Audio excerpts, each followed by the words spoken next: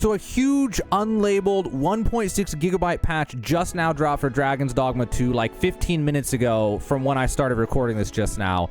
And I couldn't find any patch notes yet. Nothing's been posted as of yet. But I've been looking through forums and things trying to figure out what all's changed. So I'm going to let you guys know everything that I've pieced together so far as to what's new. But if you haven't noticed yet, there's finally a new game option on the main menu. So this is kind of one of the biggest things since launch that pissed off a lot of people, including myself a little bit, that we only had one save file and we could not delete it.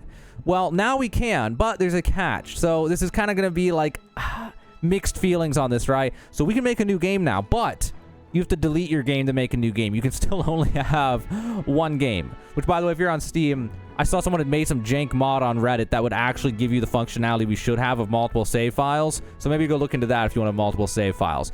But at least you can just completely delete your save now, I guess. So it's kind of an improvement, but still a little scummy, but it is what it is. Now, one thing I saw theorized was that this is just going to be an exact copy pasta of the intended patch notes from like 2 days ago. They said, here are things that are going to be changed. I'll put them up on the screen right now. This is what they said they were going to change, but that patch didn't happen right then. We're kind of assuming the patch that just went through is going to be those patch notes, which would make sense given the amount of time that from, you know, the launch of game till now. Usually you don't have a, you know, crazy amount of stuff change in 1 week or whatever. It usually takes more time. So probably would just be like smaller changes like that, the new game, some other things like that. So let's take a look. So one of those is something about improved performance of DLSS, which I assume that must have actually gone through because it changed my game to have DLSS on, and that just crashed my game by having DLSS on. So I'm assuming they probably did tinker with that some. Now that I restarted the game, it's playing great. I wonder if now it's turned off. So let's take a look in the options, and then there's the graphics settings.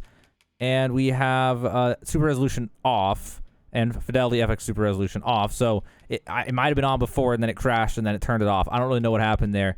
But I don't personally use them. So maybe there might be performance improvements there, but my game plays great without it. So I personally don't use that. But you could check that to see if it plays better now. Something tells me if it does, it's going to be very small of a difference. But you could check it out and try and see. So actually, I just tested it off the recording, and I get about 5 to 10 more FPS using it, and quality versus ultra performance makes no difference other than ultra performance looks absolutely terrible. So it actually does give a small improvement, but my game plays fine without it, like I said, so I'll personally leave it off. But compared to launch, where it was actually worse for me to have it on, it seems like it is improved. So you can check that out on yours if you have performance issues on PC. Also, I want to say that it caused some kind of memory leak by doing all this, and my Dragon's Dogma 2 game is using 10 gigabytes of RAM now, so I'm not really sure what happened there, so there might be some issues now after patch. We'll have to see. So the RAM usage just keeps climbing and climbing, and you can see now I'm playing at 15 FPS, and it's using almost 13 gigabytes of RAM right now, so hopefully this is a one-time thing, because if not, this game's going to be pretty unplayable for me after today. If every time I fast travel, it just doesn't unload the previous place I was in. It keeps adding to the RAM or something. But the other thing I was going to test here, which will take about 10 hours to test at the current frame rate, is if you go to Vernworth, the Pawn Guild, this is something they said they were going to change, so I'm going to check it right now.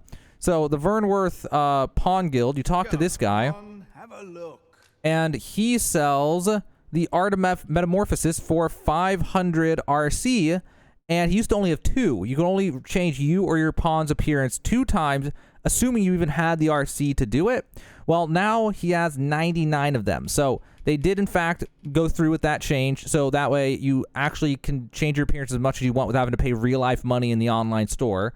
So that's a good change. That actually went through. Now, that's everything that was labeled with the previous patch notes. Okay, and just as I was about to end this, they finally did post patch notes on their website. I'll link to this in the description of this video.